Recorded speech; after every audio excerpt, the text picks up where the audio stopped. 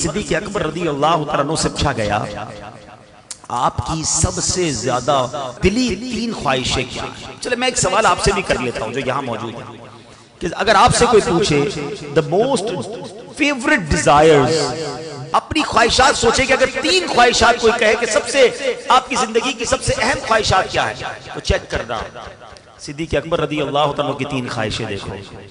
آپ کہتے ہیں میری 3 زندگی کی سب سے بڑی خواہش ہے. کہتے ہیں پہلی ہے النظر الیک، دوسری ہے والجلوس بین یدیک، اور تیسری ہے وانفاق مال علیک. ہائے ہائے ہائے، کیا موتی جیسے الفاظ ہے. معنی بعد میں بتاؤں گا، خالی عربی سنتے ہیں تو لطف آنے لگ گیا. عاشق اکبر کی باتیں ہیں نا. کہتے میری 3 خواہشیں ہیں، بس اپنے آقا کو دیکھتا رہا. النظر الیک وانفاق مالی علیک، میں نبی پاک پر اپنا مال خرچ کرتا رہا. والجلوس بین یدیک، میں بس نبی پاک کے قدموں میں حاضر رہوں، میں ادھر ہی بیٹھا رہوں. اب دیکھو عاشق اکبر کی خواہشات تھی نا، اللہ نے یہ تینوں کیسے پوری کی ہیں. پہلی خواہش والنظر الیک، بس آقا کو دیکھتا رہا.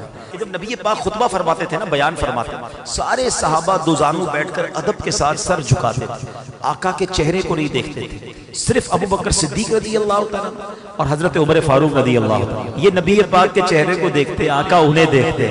وہ نبی پاک کو دیکھ کر مسکراتے، آقا انہیں دیکھ کر مسکراتے. تو اب پہلی خواہش النظر الیک، آئے ہائے کیسے پوری ہوئی.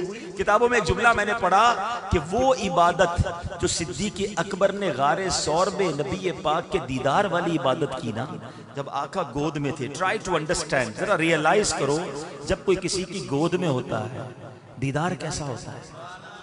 آنکھیں کیسی دیکھی ہوں گی، ابرو کیسے دیکھے ہوں گے، داڑھی کیسی دیکھی ہوگی، پیارے آقا کے مبارک کان کیسے دیکھے ہوں گے، اور کتنا جی بھر کے دیکھا ہوگا. علماء کہتے ہیں جس وقت صدیق اکبر نبی پاک کا اس وقت جو دیدار کر رہے تھے، کائنات میں وہ عبادت کوئی اور نہیں کر رہا. صرف صدیق اکبر کو یہ مقام حاصل تھا کہ اس طرح نبی پاک کا دیدار نصیب ہوا. اللہ نے پہلی خواہش ایسے پوری کی. دوسری خواہش وانفاق مالی علیک، حضور آپ پر مال خرچ کرتا رہوں، بس میری یہ خواہش ہے.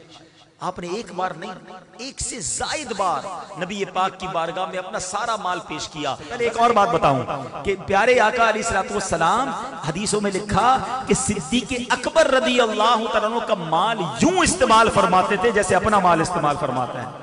اتنی کلوزنس تھی کہ پوچھا نہیں جاتا تھا. نبی پاک صدیق اکبر کے مال کو استعمال فرماتے. اور وہ حدیث اللہ اکبر آپ فرماتے جس کا مضمون ہے جتنے لوگوں نے مجھ پر احسان کیا میں نے سب کا احسان چکا دیا، مگر ابو بکر نے جو مجھ پر احسان کیا قیامت کے دن اس کا بدلہ میں رب سے لے کے اسے لوٹاؤں گا. اللہ اکبر، کس کس شان کو بیان کیا جائے. اللہ کے حبیب کی دعائیں کس طرح انہوں نے لی. ارے بلال حبشی سے کون محبت نہیں کرتا، ہمارے عاشقوں کے امام ہیں، مؤذن رسول ہیں، انہیں چھڑا کر کون لایا. امیہ جو تھا اتنا ظلم کرتا تھا، ابو بکر صدیق قریب سے گزرے، دیکھا بلال کو مار رہے ہیں، تپتی ریت پر لٹاتے ہیں. آپ نے اس کے مالک سے کہا کیوں تنگ کرتے ہو، یہ مسلمان ہو گیا ہے کیوں مارتے ہو. کہا ابو بکر تمہیں بڑا شوق ہے، خرید لو اسے. آپ نے بتاؤ کتنے پیسے لوگے. وہ تھوڑے پیسے بتاتا، آپ نے کہا اوکے. وہ اور پیسے بڑھاتا، آپ نے کہا ٹھیک ہے. وہ ڈیل ڈن کرتا، پھر پیسے بڑھا دیتا. وہ جتنے مانگتا رہا آپ بڑھاتے رہے. آخرکار ایک رقم پر فیصلہ ہو گیا. آپ نے جب پیسے دیے، امیہ پتہ ہے کیا کہتا ہے؟ کہتا ہے ابو بکر تم تو بڑے کاروباری تھے، تمہارے کاروبار کی میں نے بڑی باتیں سنی، تمہاری ڈیل بڑی زبردست ہوتی تھی. آج تم نے کیا کیا؟ جو مانگا تم نے دے دیا، بڑا مہنگا غلام خریدا ہے. اللہ اکبر. ابو بکر صدیق کہتے ہیں اے امیہ تم بلال کی قیمت کیا جانو، تمہیں کیا معلوم یہ کون ہے. ارے تم اس سے زیادہ مانگتے، میں تمہیں اتنے دیتا.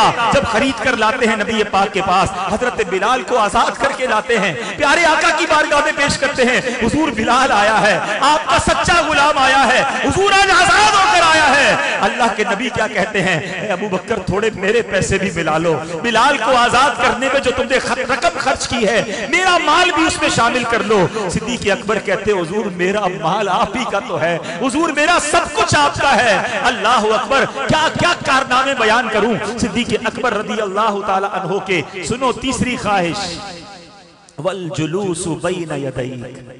کہتے حضور میری تمنا ہے کہ بس آپ کے قدموں میں زندگی گزرے.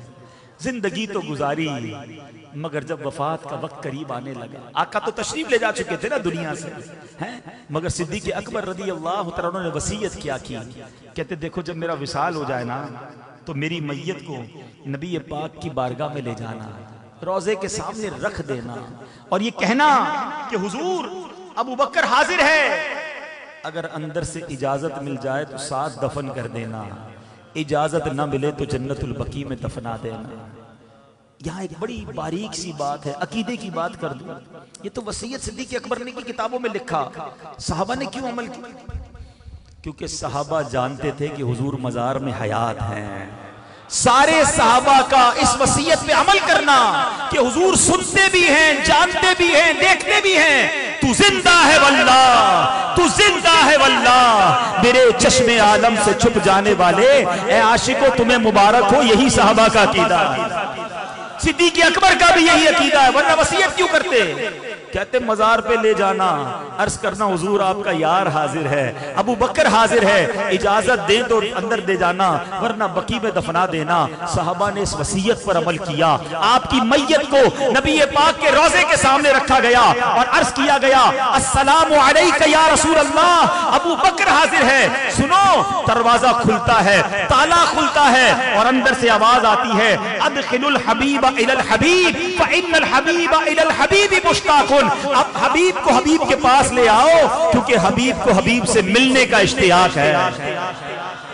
صدیق اکبر آج مزار میں بھی نبی پاک کے ساتھ موجود ہے، والجلوس بین یدیک، ارے آج بھی آقا کے پاس ہیں، آج بھی روضہ انور کے اندر ہیں۔ عاشق اکبر نے 3 تمنائیں بتائی تھیں، اللہ نے وہ تینوں کیسی پوری کی۔ دنیا میں کروڑوں لوگ جب بھی روضہ رسول پر جاتے ہیں الصلاۃ والسلام علیکہ یا رسول اللہ عرض کرتے ہیں اور پھر صدیق اکبر کو بھی سلام کرتے ہیں، عمر فاروق رضی اللہ عنہ کو بھی سلام کرتے ہیں۔ کیا مقدر پایا ہے۔